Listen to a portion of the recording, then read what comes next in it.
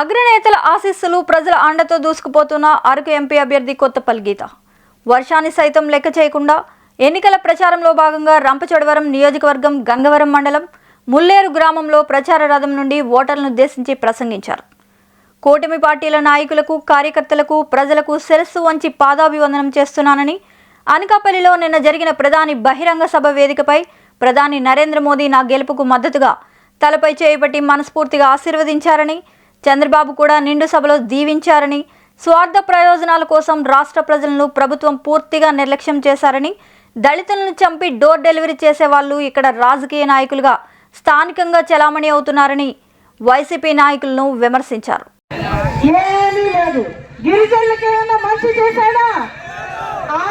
పట్టాలు వచ్చినాయా? Non tribals కి ఇళ్ల స్థలాలు ఇస్తానన్నాడు. ఇళ్ల స్థలం అన్నా ఇచ్చాడా? అసలు బతుకు జీవుడా ఇక్కడ బతకాలంటే అనంతోదయ భాస్కర్ గారి మనకి చలవ కావాలి, ఆయన మనల్ని చూస్తారని కొంతమంది అనుకుంటున్నారు. ఏ ఒక్కరికి కూడా మంచి చేసే ఉద్దేశం లేదు. స్వార్థ ప్రయోజనాల కోసం గిరిజన ప్రాంతాన్ని పూర్తిగా కూడా నిర్లక్ష్యం చేశారు. ఈ రోజు మన రాష్ట్రంలో చూస్తే ప్రతి చోట రంపచోడవరంలో కూడా గంజాయి రాజ్యం వెళ్తుంది. అవునా? మన గిరిజనుల మీద నిందలేస్తూ వాళ్ళ పాపం గడుపుకుంటున్నారు.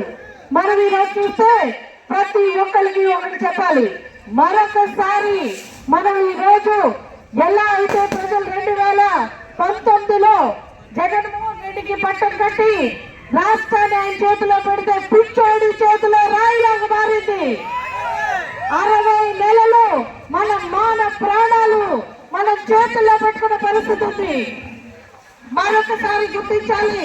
మరి వచ్చే 60 నెలలు మనకి మంచి రోజులు రావాలంటే, మన జీవితాలు మారాలంటే, మన బిడ్డలకి ఉద్యోగాలు రావాలంటే, మళ్ళా మహిళలు స్వేచ్ఛగా తిరగాలంటే, మనకి సప్లై నిధులు రావాలంటే, సర్పంచుల అకౌంట్ లో నరేంద్ర మోడీ గారు ఇచ్చిన డబ్బులు పడాలంటే, మన జీవితాలు బాగుపడాలంటే మనం అందరం కూటమి అభ్యర్థులు గెలిపించాలి.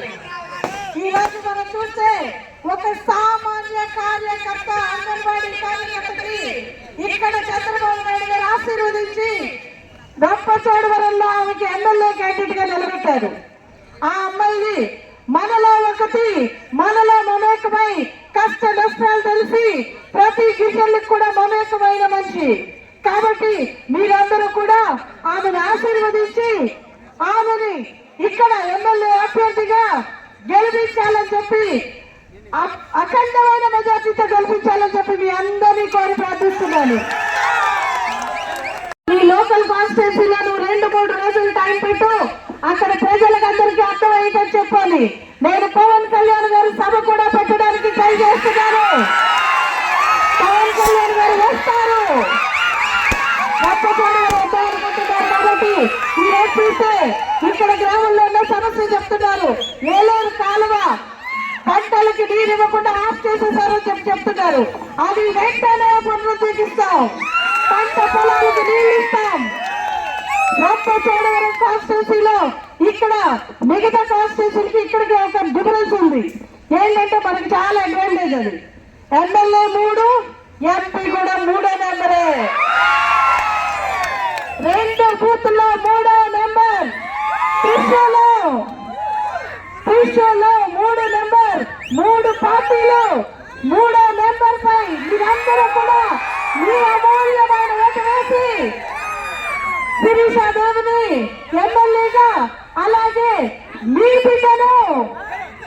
బిడ్డలైన నన్ను మీరందరూ కూడా అఖండమైన మెజార్టీతో గెలిపిస్తారని కోరి ప్రార్థిస్తూ ఆ భగవంతుని ఆశీస్సులు.